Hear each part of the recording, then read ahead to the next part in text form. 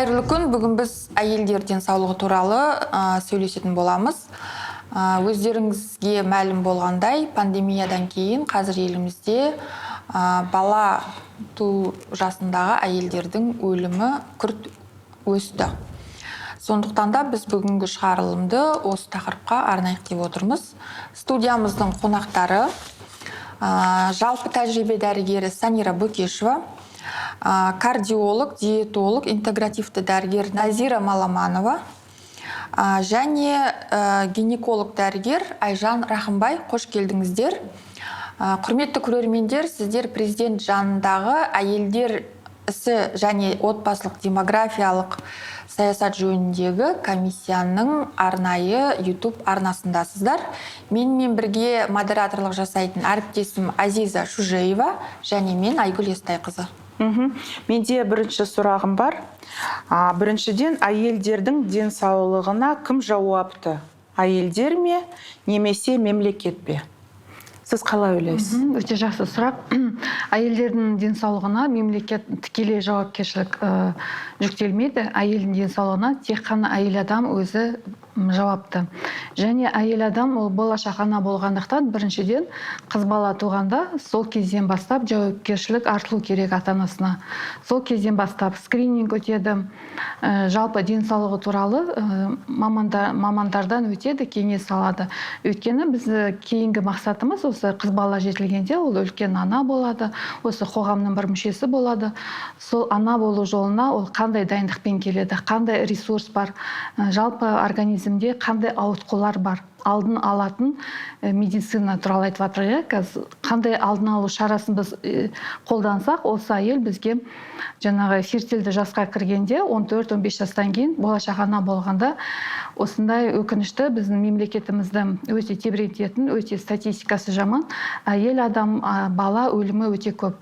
Соның барлығын былай комиссия түрінде жүктеп анализ жасағанда себептерінің бәрі элементарлы болып келеді. Қан аздық, гипотереоз, семіздік, қан қысымы көтерілуі. Осының бәрін алдын ала қолға алсақ, осының бәрін аттап өтуге болады. Санира ханым. Менің ойымша, қалай мемлекет жауапты, солай әйел адамда жауапты деп ойлаймын. 50-50. Себебі мемлекеттің тұсынан, мемлекет жағынан қабылданып жатқан әртүрлі бұйрықтар, протоколы, приказдар, соның барлығы негізгі әйел денсаулығының бағыты болып табылады. Әйел денсаулығы біздің мемлекеттің негізгі бағыттарының бірі. Поэтому сондықтан әйел денсаулығына мемлекет қалай жауапты болса, әйелдердің өздері солай жауапты деп ойлаймын. 50-50. Әркім өзінің денсаулығына міндетті түрде көңіл бөлу керек, қызығушылық таныту керек. Бір нәрсе организмда өзгергенін байқаса, шұғыл органдарға барып көріну керек, поликлиникаға бару керек. Сол сияқты қазір мемлекет тұсынан менің ойымша барынша керекті жағдайлар жасалған, скрининг өткізу, одан кейін әр жыл сайын профосмотр, әйелдерді жүкті кезінде неге учетқа алу, тіркеуге, осының барлығы қарастырылған, бірақ әйелдерде жаңағы кардиолог врач айтқандай жауаптылық көрсетіп, өздері барып міндетті түрде бірде-бір қызығушылық көрсету керек өздерінің денсаулығына. Рахмет, Айжан ханым. Менде әріптестермен толық келсем, ең негізгісі менің ойымша әйел адам өзі жауапты, өз денсаулығына. Екінші әрине мемлекеттің тұсынан ол бағдарламалар, қосымша бағдарламалар, жаңа скрининг деп айтып кетті, бұл скринингтер кеш деп ойлаймын. Бұл скринингтердің уақытын ауыстыру керек. Олар скринингті, мысалы 35-40 жаста бізге профосмотр, жатырдың мойнын тексеру керек, жаңағы омырауды тексеру керек деген кезде бұл кезде кеш. Әйел адамда өзгерістің барлығы болады. Олар егер тауып көрсе де бірдеңе жасау кеш. Оның алдына алу үшін 25-тен кеш болмау керек. Сол скринингтің уақытын ауыстырса, менің ойымша сол дұрыс болады. Бағдарламаларға тағы да өзімнің ойым мектептерден бастаса. социальный жаңағы жыныстық даму дейді, қыздарда, ұлдарда оған да қатысты осы бағдарламаларды мектепте өткізе бастаса, аналармен жұмыс істеу, психологтармен жұмыс істеу, дәрігерлермен бірге жұмыс істесе, бұл аурулардың алдын аламыз. Осы аралықта менің ойымша кішкене өзгеріс керек бізге мемлекетте. Жаңа өз сөздеріңізде айтып кеттіңіздер, мемлекеттің де әйелдердің өздерінде жауапкершілігі бар деп. Менің сұрағым осы әйелдерге байланысты болады. Қазір Қазақстандағы әйелдер көбінесе дәрігерге көп қаралмайды. Осының себебі неде? Өз денсаулығына олар неге оншалықты қатты мән бермейді? Жүре береді, ауырып, уже асқынған кезде бірақ барады мысалға доғдырға. Жасы келгенде, давлениесі көтеріліп кеткенде. Бұған себеп не деп ойлайсыздар? Қазақстанда емес, бұрынғы СССР халқындағы қырғыздар елінде, өзбектер, сол сияқты біздің Қазақстанда да, Россияның өзінде әйелдер кеш көрінеді, кеш тексеріледі. Себебі тұрмыс тіршілік деп ойлаймын. Бір жағынан білімнің жетіспеуі. Көп әйелдер мысалға қалада мүмкіндік бар. Бір нәрсе болса, өзінің организмде қандай да бір өзгеріс байқаса, барып дәрігерге көрінуге мүмкіндік бар. Ал ауылда көп балалы отбасылармен әйелдер үйінен, ата-енесінің қолынан, күйеуінен, жұмыстан, балалардан босап ешқайда шыға алмайды. Бір жағынан ол орталықтар, поликлиникалар, бірінші көмек көрсету орталықтары, олар бізде бөлек бір райондарда, қалаларда болады, оған жетудің өзі қиын. Сондықтан бір жағынан бізде даже қаланың әйелдерінің өзінде выжидательная позиция дейді ғой, сондай бар. Өз-өзімен кетеді деген оймен жүре тұрады. В итоге жаңағыдай асқынуға алып келеді. Менің ойымша енді бұл неге қандай қалада көп әйелдер жұмыста дейік, көбі үлгермейді. Содан кейін мемлекеттік жаңа поликлиникаларға тым қиын келу, оларға жазылу қиын, анализдердің көбін ала алмайды. Мен мысалы өзім жекеменшік дәріханада жұмыс істегеннен кейін көп ақысы қымбат болса да келеді қыздар. Мен сұраймын, неге государственный поликлиникаға бармайсыздар? Ойқа жету қиын дейді. Жазыласын алдын ала, күтесін ұзақ, сіздерге келе салған ыңғайлы дейді. Әрқайсының адамдарының ондай қаражат мүмкіншіліктері жоқ. Ауылдағылар, олар да онлайн жұмыс істейді көбінесе бізбен мысалы. Олардың да өздері мысалы көбі ауылда тұратын кісілер орысша түсінбейді. Бізде көп ақпарат орысша, шет тілде. Соған да байланысты, мысалы менде орысша дәрігер болсам да қазақша парақшамда жүргізіп, кішкене қазақша көбірек ақпарат бергім келеді. Бұл да бүгінгі эфирдің өзі менің ойымша көптеген әйелдерге көмек болады, себебі тіл түсінбеген ол да бір жағынан қиын проблема деп айтуға болады. Сөздеріңізді жалғастырып кетсем, әйелдердің денсаулықтары жақсару үшін, олардың денсаулықтары туралы білім, ақпаратты көбірек алу үшін, профилактикаға ерте бару үшін мемлекеттік жаңағы медициналық мекемелер қай жерін түзету керек, не істеу керек? Жаңағы ауылдарда айттыңыз. Значит, ауылдарда профилактикалық медосмотрлар болу керек. Мүмкін ауруханалар ашу керек. Сонымен қатар жаңағы мемлекеттік мекемелерде кезекке тұруды оңайлату керек. Дәрігерлердің жұмыстарын ыңғайлау керек шығар. Уақытын көбейту керек. Кішкене енді о жерде адам енді население дейді, бір поликлиникада отырып жұмыс істеген кезде қаншама сенде әйелдер бар, олар уақыты да мысалы 15-ақ минут береді приемның өзіне. 15 минутта сен көмектесіп үлгермейсің. Оған жазылып, мысалы бір ай күтсе, келеді осы 15 минутта ақпарат аламайды. Толық ем ала алмайды. Сол жағынан да әрине кішкене дәрігердің менің ойынша уақытын көбейтіп, кішкене дәрігерлердің оқытып, көбірек жас дәрігерлерді шақырып деген сияқты дәрігерлерге көбірек мүмкіндік берсе, менің ойымша жақсылау болады. Кардиология жағынан. Жалпы мен де тағы әріптестермен келісемін. Жалпы бізде осы скрининг жүйесіне көп назар бөлу керек. Мысалы, мемлекетте денсаулыққа қаншама ақша бөлінеді, бірақ целевой назначение жоқ дейміз. Мысалы, неге әйелдер бізге, сіз басында бастаған сұрағыңыз, бізге көп көрмейді, көп поликлиникаға келмейді. Өйткені кішкене әйелдер қауымынан сенбеушілік болады.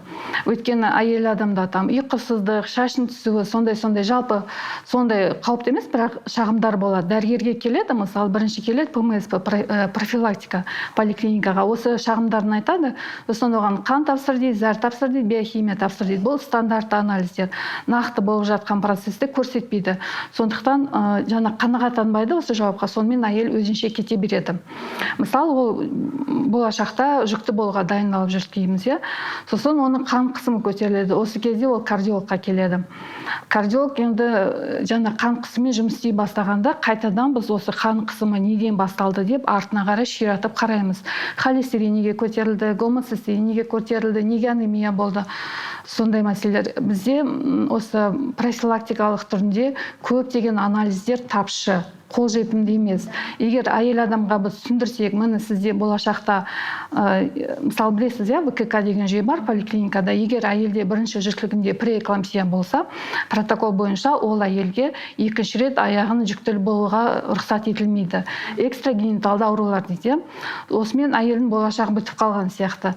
Оған тексерейін десем, поликлиникада мемлекеттік стандартпен жұмыс істейміз ғой, анализдер өте узкий, өте тығыз, көп ақпарат бермейді. Сондықтан бізге расширенный протокол керек. Неліктен осы жағдайға әйел сырқаттанып келіп отыр?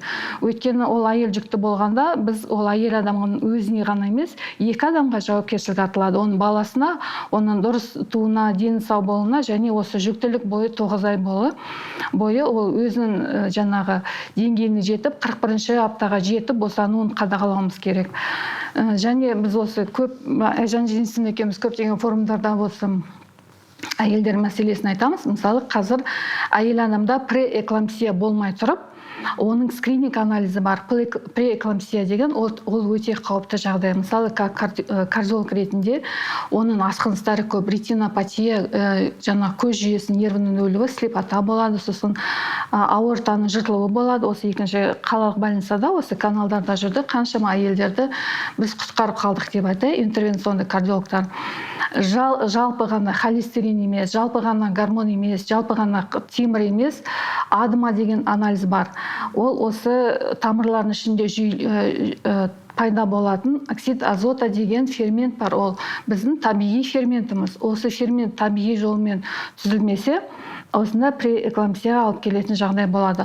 Осыны стандартқа енгізсе, біз мемлекет, біз көптеген асқынуларын айтып отырған, алдын алатын едік.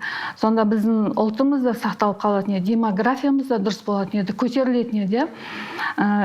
Жыл сайын отчет бергенде, әрине қаншама материнская смертность, ол біз үшін былай статистика ғана.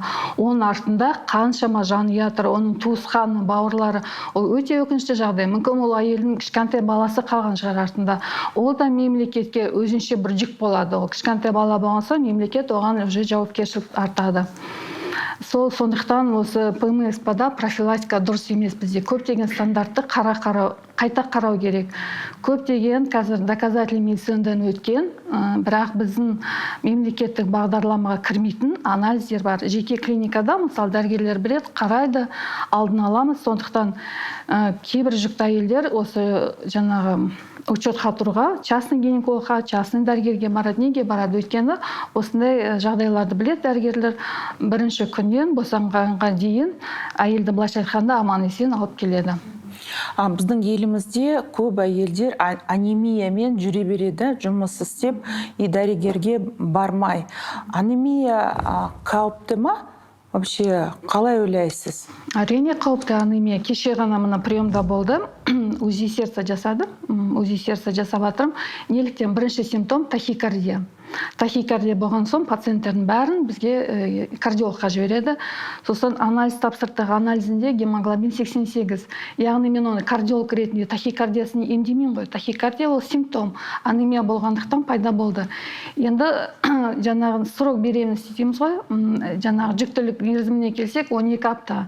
12 аптада уже балаларда жаңағы жатыр ішіндегі ұрықта органдар түзіліп жатыр, мысалы басқа да системалар түзіліп жатыр. Нақты басқаша қосымша дәрі қосуға болмайды. Енді осы анемиясы бар әйел, давлениесі бар, тахикардиясы бар, анемиясы бар.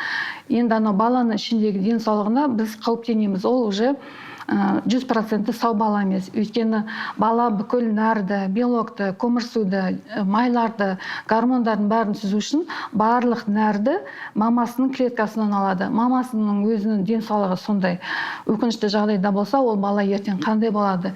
Және осы анемияда көптеген әйелдер мерзіміне жетпей босалады, немесе жүктілікті қысқартылу выкидыш болады. Гипоксия болады. Кешеде мысалы менде бір әйел өзінің енді сау емес қызымен келді. 7 жасар қызы 2 жастағы қыз сияқты. Сөйлемейді, әрең жүреді деген сияқты. Ең біріншісі 85 гемоглобинмен жүкті болған, көтерген, босанған балам гипоксиямен тура осында кеше ғана осылай. Енді маған келіп осы баладан кейін екінші жүктілікке даярланам деп келіп тұр. Осылай қазіргі күндері өте жиі көп сау емес бала бірінші туғаннан кейін екінші, үшінші балаға даярлануға келеді. Бастарына тигеннен кейін олар даярланады. Абылай алдына мен сұрадым, неге басында даярланбаңыз, енді көтеріп қалдым. Анемияға қарсы не істеу керек? Ем алады. Кәдімгідей бұл анемияны маған ең ұнамайтын бір нәрсе, оның себебін табу керек. Оның өзінің 3 себеп болады. Бірінші жаңағы тағаммен алмайды, екінші етеккірмен көп кетеді, үшінші ішектің жұмысы дұрыс емес деген сияқты. Сол 3 жақты біз жұмыс істейміз. Түсінеміз қай жақта керегін. Соған байланысты әрине жүктілікке даярлық ол өте сондай маңызды. Сіздер Астана қаласында қызмет етесіздер. Осы Астана қаласы бойынша орта есеппен бір әйел жылына гинекологқа, дәрігерге көріну үшін қанша рет келеді? Орта есеппен. Қанша рет келеді? Иә. Енді кейбір әйелдер 2-3 жылда келмеуі мүмкін. 2 жылда бір рет келеді. Кейбір әйелдер жылына 3-4 рет келеді. Әр түрлі. Бірақ көбінесе жылына бір рет келсе, біз соған рахмет айтамыз. Орта есеппен. Мен жалпы дәрігер ретінде байқағаным, 18 жас пен 25 жас арасындағы қыз балалар әлі жыныстық қатынасқа түспеген. Солар көп қаралмайды гинекологқа. Мүлдем бару керек екен деп есептемейді. Себебі жыныстық қатынасқа түскен адамдарға ғана керек тексерілуге, инфекцияларға, какой-то организмда ағзада өзгеріс болады, сол кезде ғана барып қаралу керек деп ойлайды. Одан кейін еще байқағаным, осы жүктілікті жоспарлап жүрген әйелдермен жүкті болғандар қаралады да бізде, немесе білімі бар, барынша жан-жақты ақпарат алған әйелдер келеді скринингқа. Жаңағы айттық қой, сүт безінің обырының алдын алуға және жатыр мойны обырының алдын алуға. Солар келуі мүмкін, ал 70-тен асып кеткен әйелдер, 50-ден асқан әйелдер даже климакстың кезінде келіп қаралмайды. Өз-өзімен кетеді. Жаңағы айттым ғой, выжидательная позициямен жүре береді. Соның өзінде климакстың кезінде де әртүрлі асқынулар болады, мысалға. Повышенное потоотделение, артроз, артрит, одан кейін гипертония, Альцгеймер ауруы. Осындайларға шалдығуы мүмкін, асқынулар көп. Сонда да келіп қаралу деген ойларына келмейді. Сол ойлайын, білімнің жетіспеуі деп. Жалпы дәрігер ретінде мен осыны байқадым. Нәзира ханым. Мен тағы айтайын дегенім, мысалы, жаңа айттық қой басында, біздің программаның басында, мемлекет жауапты ма, әйел адам жауапты ма? Негізі мен айтам, сол болашақ аналарға, болашақ қыз балаларға, болашақ ана болады ғой, олардың аналары жауапты. Мысалы, мен күнде приемда, мысалы, 22 адам қарасам, соның 15-і справкаға келеді операцияға, әйел адамдар. Қандай операция дейсіз ғой?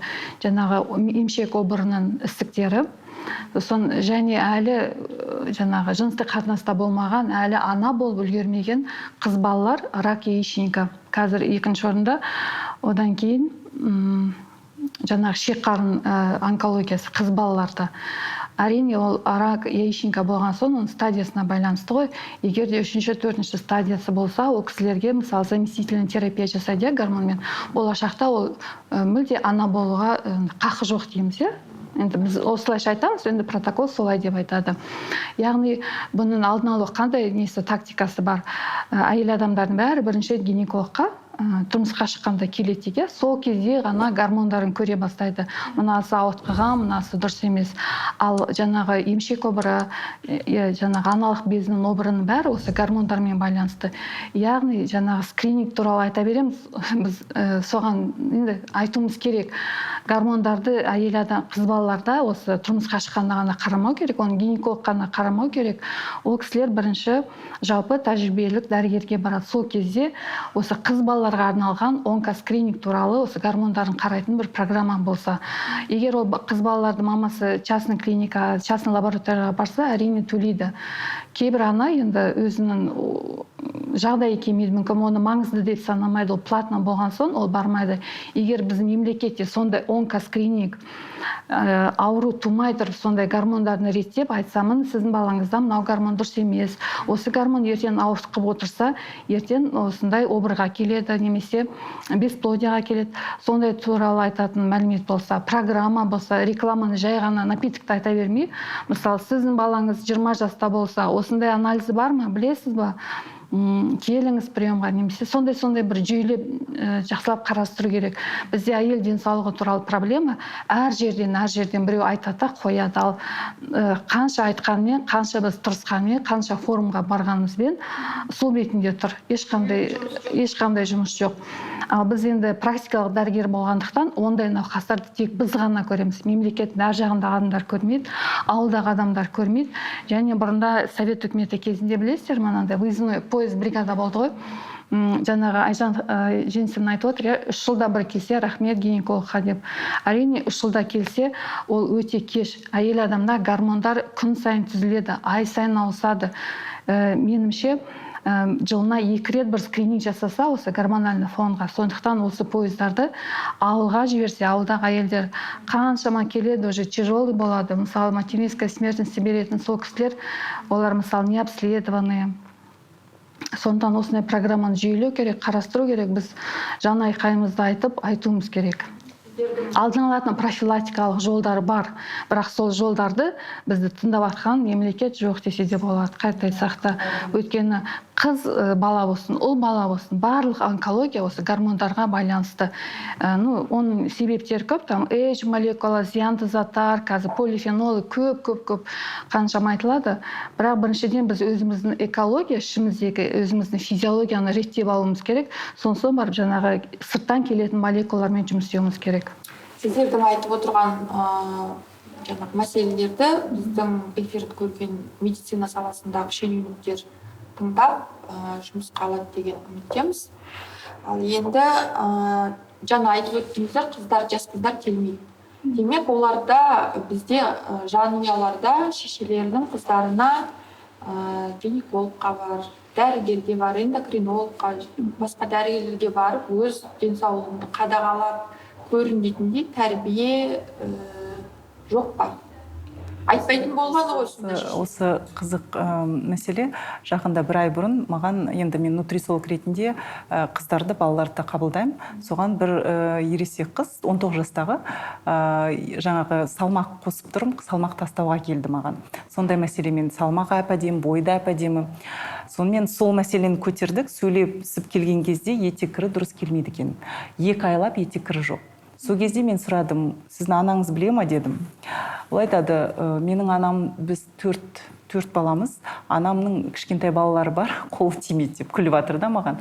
Соны менің ойымша көбінесе аналардың қолдары тимейді. Ол бір, қазір қалада тұратын аналар, олар босанады, жұмыс істейді, кешке келіп қыздармен сөйлесуге қолдары тимейді. Сол туралы мен айтам, бұндай сұрақтарды мектептерде де сөйлесу керек. Етекке даярлану, қалай етеккірді белгілеу, келді ма жоқ па, нормасы, ауытқуы бар ма жоқ па деген соның барлығын аналардың көбі білмейді өздері.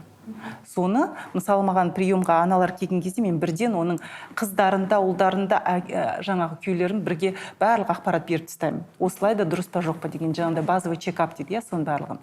Сондықтан осындай қыздарды олар кейде маған келіп қалады басқа мәселемен, инфекциялар деп, ал осылай етеккірлері бұзылғаны олар түсінбейді, бұл норма емес екен. Келешек ана екендерін осы мәселе жоқ. Содан кейін қазір өте жиі қыздар 18 жаста мысалы ерте тұрмыс құрғаннан кейін бірден жүкті болады. Соған қуанады. Олар ойлайды, мен мысалы бірінші тұрмыс құрдым, жүкті болсам болды, мен бақыттым, барлығы жақсы болады.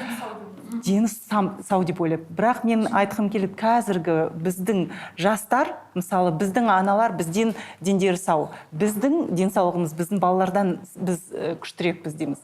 Біздің қазіргі алдағы келе жатқан жасөспірім денсаулықтары жаман. Себебі көбінесе анасы мысалы жаңағы дәрумендері аз болып өзі жүрсе, гипотиреоз, ферритиндері төмен, анемиямен, тура сондай бала туады. 100%. Сонымен мен айтам, аналарыңда егер анализдерін көрген кезде мен айтам, сіз қызыңыз тексеріңіз деймін. Қыздарын тексеріп қалғанда екеуі бір каперка сияқты. Сондықтан қыздарда бізде қазіргі ұлдар да, қыздар да даярлық өту керек. Жас балалар, бізде сау балалар өте аз. Соны айтқым келеді. Қазақстан әрбір әйел өз денсаулығы туралы не білу керек?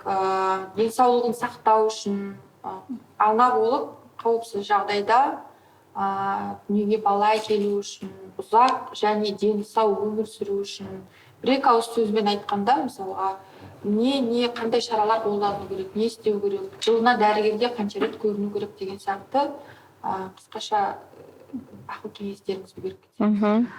Жалпы әйел адам поликлиника болған соң, поликлиника ол енді мемлекеттік бағдарлама ғой, ол жердегі приемның бәрі тегін, сондықтан жылына 2 рет приемға келу керек.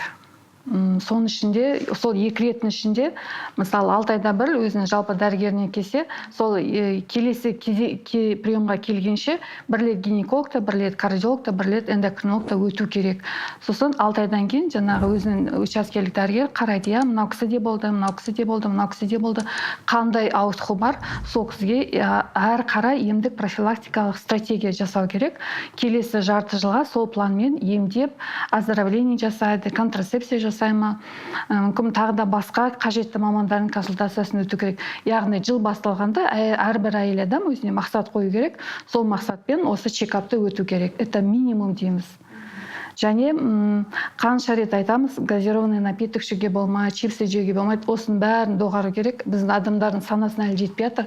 Осы тамақтардың бәрін бала қайдан алады тамақты? Үйіндегі столдан алады. Үйдегі столға кім әкеледі тамақты? Ата-анасы.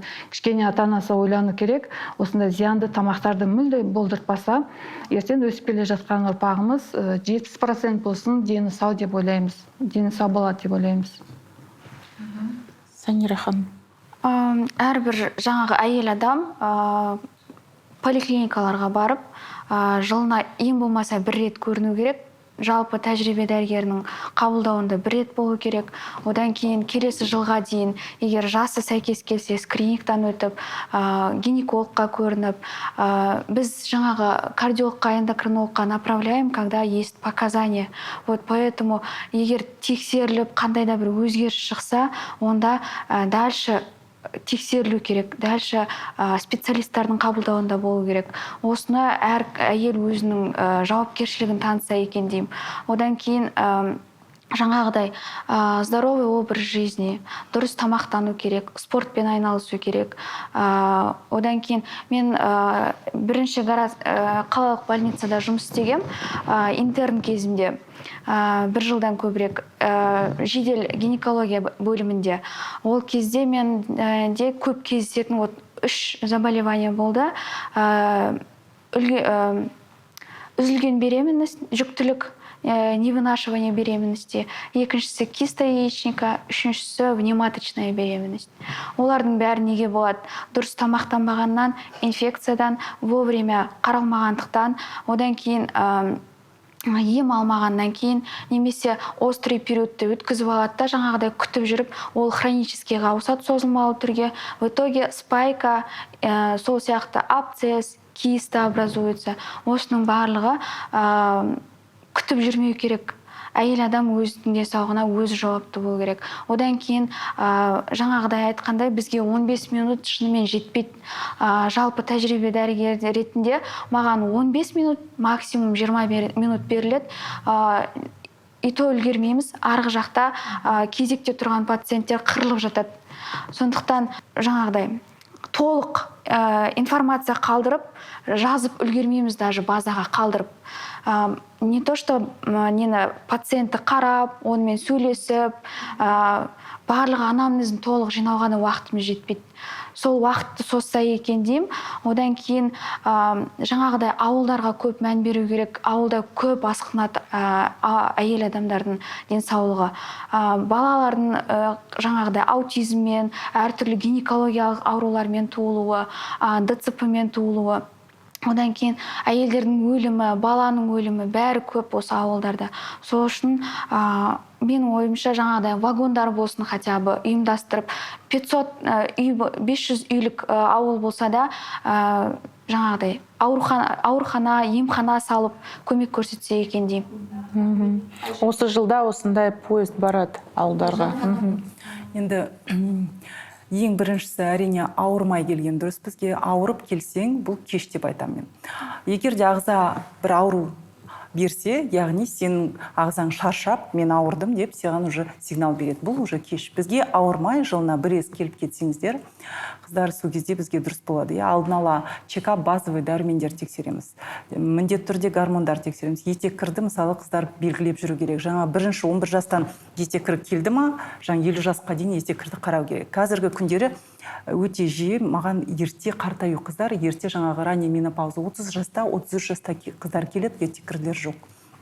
Бұл өте өкінішті. Бұрын 40 жаста мен өте ерте деп айтатын, қазір 33 жаста, 34 жаста соңғы айда осылай келіп жатыр. Мүлдем менопауза кеткен қыздар. Бұл стресс. Өздерін күту, ұйықтау. Ұйқы деген қазір осы ұйқы туралы мен қанша эфир беріп жатырмын, ұйқының маңыздығын көбі түсінбейді. Балаларды ұйқыға ерте жатқызбайды. Көп аналармен сөйлескен кезде балам ұйықтамады дейді. Мен айтамын, сіз ана емессіз ба? Сізге байланысты балаңыз да ұйықтайды. Сондықтан олар мысалы сағат 11-ден 3-ке дейін ең маңызды біздің ішкі дәрігеріміз бізді емдейді. Гормон роста соматропин дейді. Бұл гормон бізде сағат, егер ұйықтасақ, миымызды өшіріп тастап, бізге ешқандай дәрігер де керек жоқ. Өз-өзімізбен жаңа вирустың барлығын емдейтін, мусордың барлығын жаңа жаман молекулалар H дейді, соның барлығын лақтыратын осы гормондар. Осының гормондарды түзілу үшін ұйықтау керек. Балалар, егер де ерте жаңағы ұйықтамаған балалар жиі туғаннан, көбінесе 3 жастан 11 жасқа дейін қыздарда, ұлдарда көп мелатонины аз болып ұйықтамаса, осы балаларда қазіргі күндері ранее преждевременное развитие деген диагноз қойылып жатыр. Етеккірлер ерте 8-9-да келеді. Ұлдарда да осылай вторичные половые признаки рано появляются.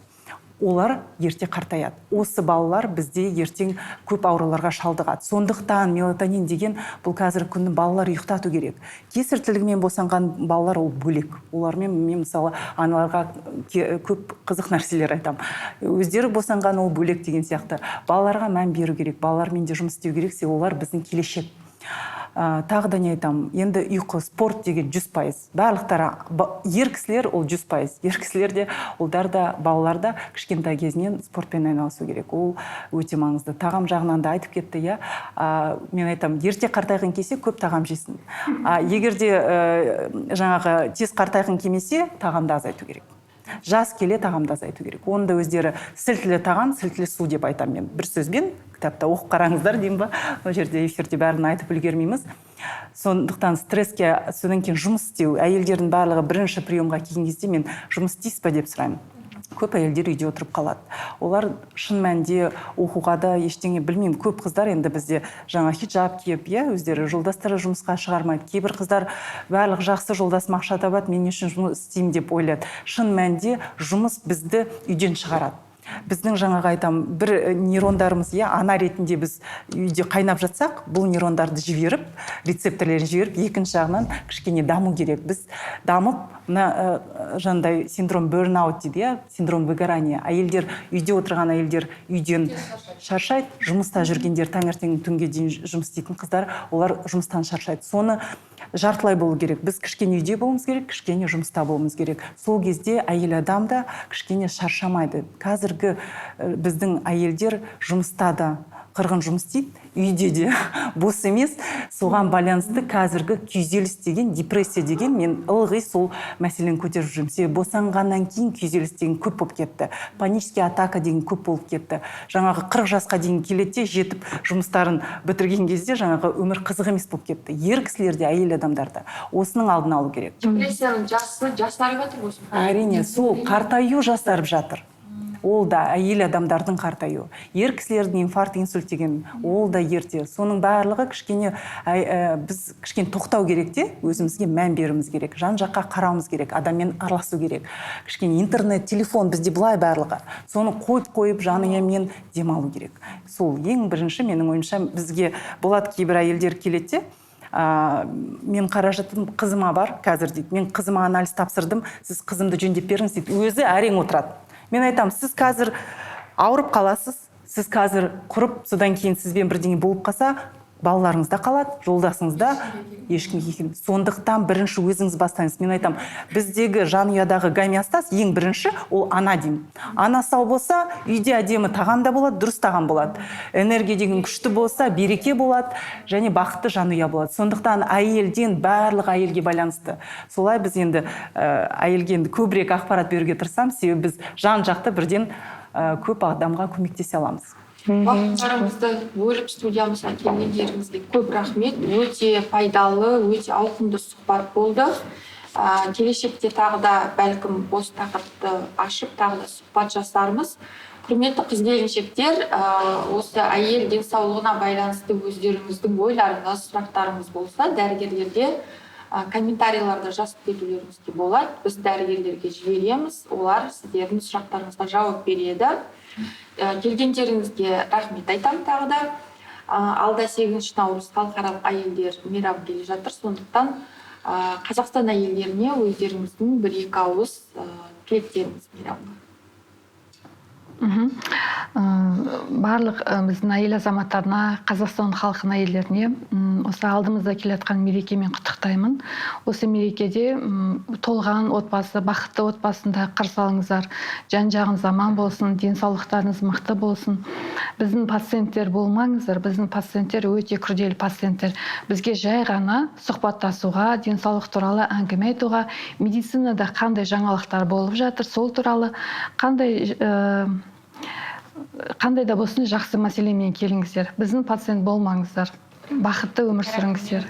Болашақ аналарға, ата-әжелерге, барлық қыз бала ана ғой. Тілейтінім әйел бақыты және денсаулық. Бізге жаңағы айтқандай тек профилактикаға, алдын алуға келіңіздер. Мен де енді көп алдында айтып кеттім. Осы камераға деймін. Барлықтарыңызды келе жатқан 8 наурыз күнімен құттықтаймын.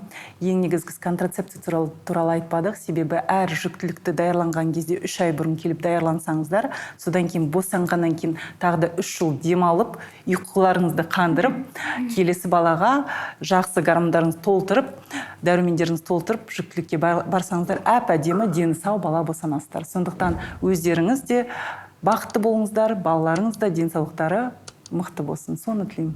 Рахмет.